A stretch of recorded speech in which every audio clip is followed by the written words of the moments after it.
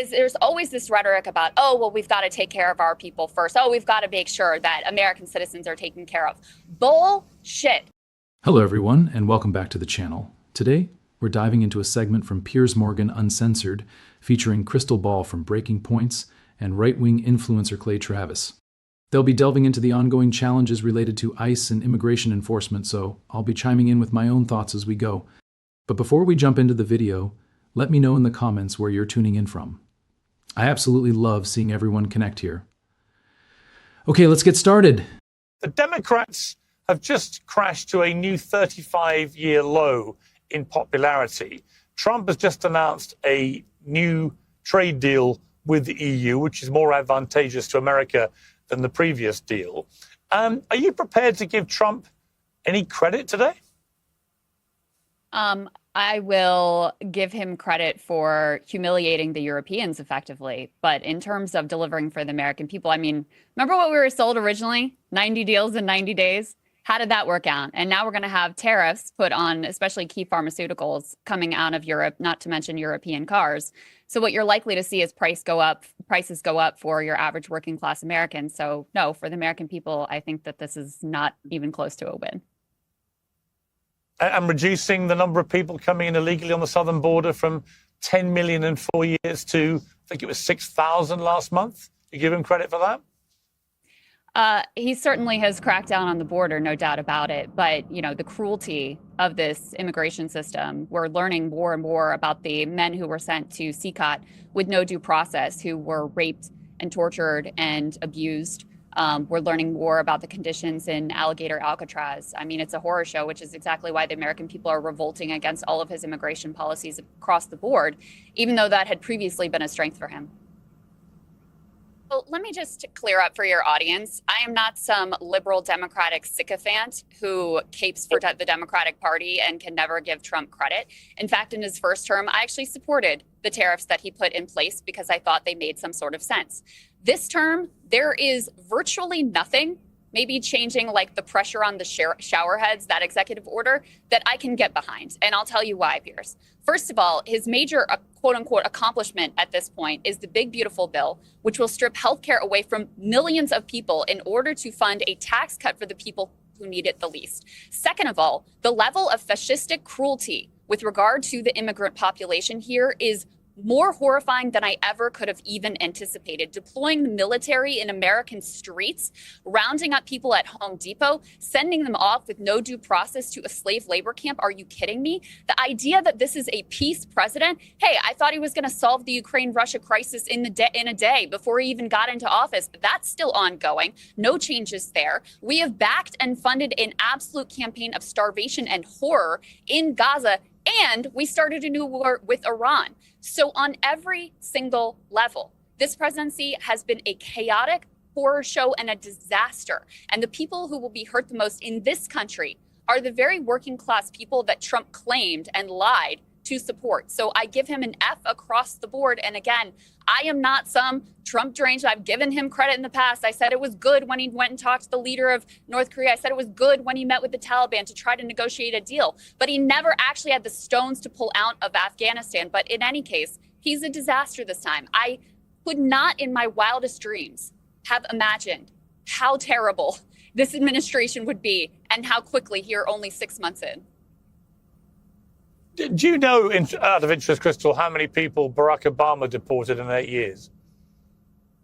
I know he deported a lot, Piers. But here, do you realize this, though? Clay said something earlier. He said, oh, we're deporting record-breaking numbers of violent criminals. Look, I'm fine with deporting violent criminals. The reality is that's not what's happening. Actually, the proportion of violent criminals that we are deporting is far less. Why?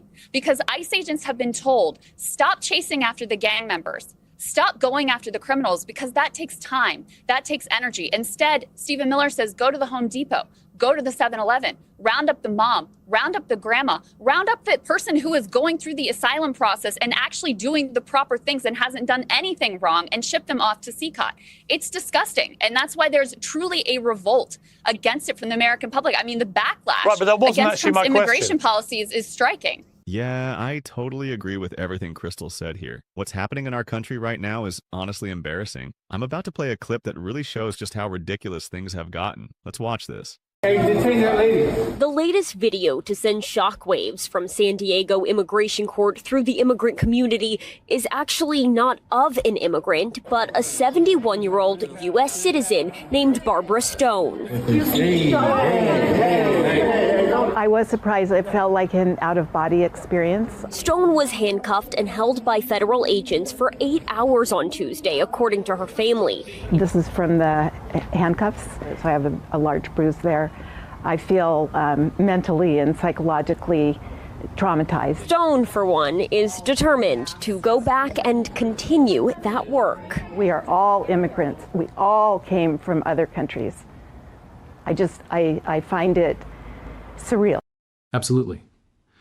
Watching that clip just leaves you at a loss for words. It's precisely what Krystal was referring to, a system spiraling out of control. Witnessing a 71-year-old American being cuffed, injured, and detained for hours is beyond shocking. You can sense the bewilderment in her expression and hear the terror in her voice, which starkly illustrates how dire the situation has become. This isn't just a one-off error, it's the result of negligence becoming the norm. These officers operate with a sense that they have unchecked power, believing they can do as they please without facing repercussions. The more this behavior is allowed to persist, the more perilous it becomes, affecting not only immigrants but every citizen. Because once the government becomes comfortable apprehending individuals without justification, the boundary between safety and tyranny vanishes completely. It's daunting to contemplate. But if this mentality of fear, intimidation, and a priority on enforcement continues unchallenged, we risk a future where anyone could be at risk. No one should fear being detained simply for being present in a courtroom, documenting a protest, or standing near a federal building. That's not true freedom or real justice. This is precisely what Krystal warned against. The cruelty and chaos aren't just collateral damage anymore. They have become entrenched in the system. If such conduct continues to go unchallenged or dismissed, it's only a countdown until more innocent individuals are harmed, more rights are ignored, and more Americans come to understand that this is no longer about border security, it's about control. That wasn't actually my question. Yeah. What is your question? Well, do you know how many people Barack Obama deported in 8 years? He deported millions of people. I'm not here to simp for Barack Obama. I think he had a lot of cruelty in his immigration system as well, which I said at the time and have said afterwards as well. Okay, that's fair enough. Clay, in this immigration policy that Trump is prosecuting, I completely think what he's done on the southern border is brilliant. It's great for America. It's great for security. He's completely stemmed the flow of people coming in there illegally, and everyone should agree to that. I also completely agree, and I think most Americans would completely agree, that the strategy that he set out to do of deporting people who are here in the United States undocumented and then commit a crime, I don't hear any Americans demurring about that. They're like, okay, fine. If you commit a crime when you're here and you're undocumented, you leave. Where the problem comes, and Krystal hit on this, I think, it feels something very un-American about ICE patrolling Home Depot to find people who may have been there 10 years, may have had kids in the United States, may be paying taxes, doing an honest day's work, who may be here undocumented, but who actually are contributing to American society. Do you not have a problem with those kind of people being rounded up in the way they are and shipped out of the country? Tom Homan says there's 20 million illegals in this country right now. We know Joe Biden let in around 10 million in his 4 years, which is an unprecedented stem of illegal immigration. So the first thing Trump had to do was shut down that flow. Second thing he has to do is start to reverse it. And this year he is starting to reverse that process. I think it's unfortunate, but when you break the law, sometimes there are going to be stories that are important to get back. In the same way, when you were in Venezuela, and somebody got on the phone and they said, hey, if you come to America right now, they'll put you up in a hotel. They'll feed you. They'll give you Wi-Fi, and you get to stay in Manhattan. and you're living in squalor in Venezuela, do you think that encouraged millions of people all over Latin America, those kind of phone calls to make the trip to America? I think it did. And at some point, American generosity was being taken advantage of, and actual American citizens don't have the resources that they need. So sometimes daddy has to take control, and you have to sometimes be mean. And I think that's the way that the Trump immigration policy has to go, because the phone calls have to shift from, hey, you can stay in a 4-star Manhattan hotel and get taken care of on American taxpayer dime, to, hey, they're looking for people who are here illegally, don't come, and maybe even consider going back. And historically, the way that immigration worked in this country when illegals came in was they came in seasonally, and then they walked back, basically traveled back to Mexico and still had lives there. What's happened is people have stopped going back to their countries of origin at all, and we can't be. I would ask to Krystal or anybody else, okay, you think it's being too mean. What's the number of illegal immigrants in this country that would be too many for you? I totally disagree with what Clay Travis said because it's honestly absurd. His praise for these policies as if they're ingenious or beneficial for security just highlights how out of touch he is with reality.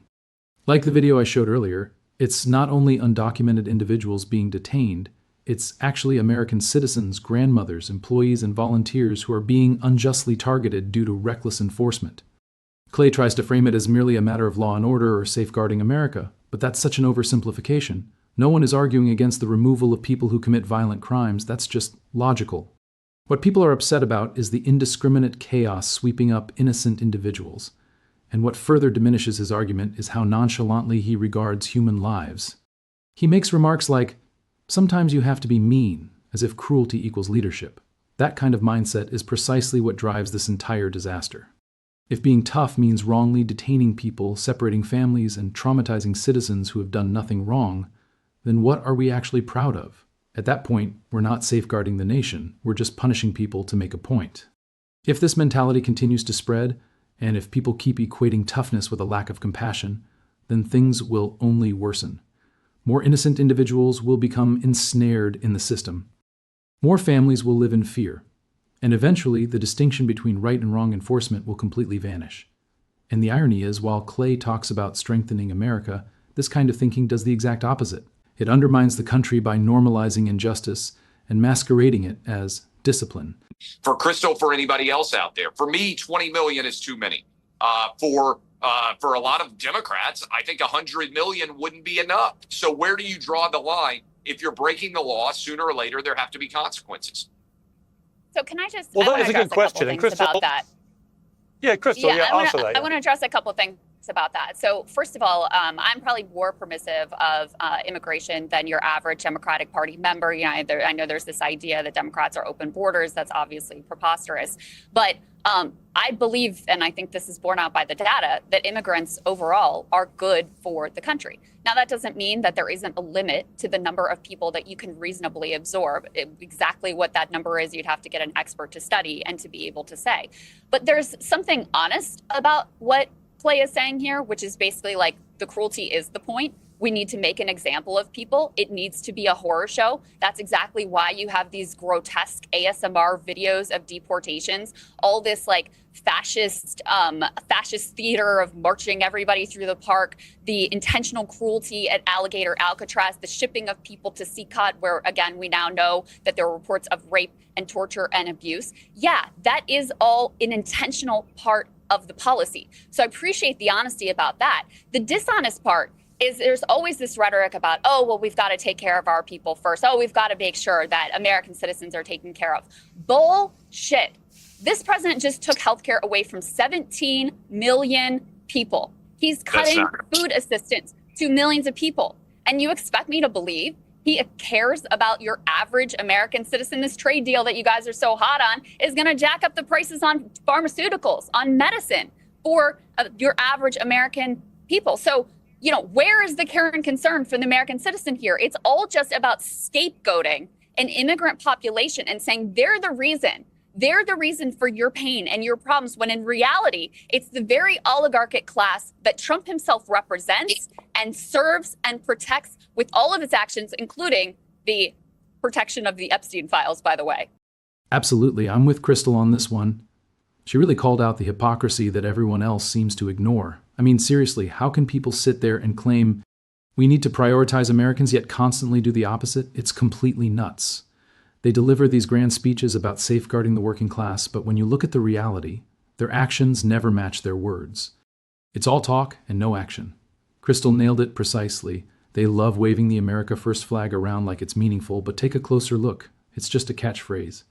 When ordinary folks are struggling with rent, medical bills, and grocery costs, where are these so-called leaders? Nowhere to be found. They show up on TV to discuss law and order or border security, but they conveniently disappear when it's time to support the citizens who are actually here. It's all just a distraction, so much noise. And this is why Clay's argument frustrates me too.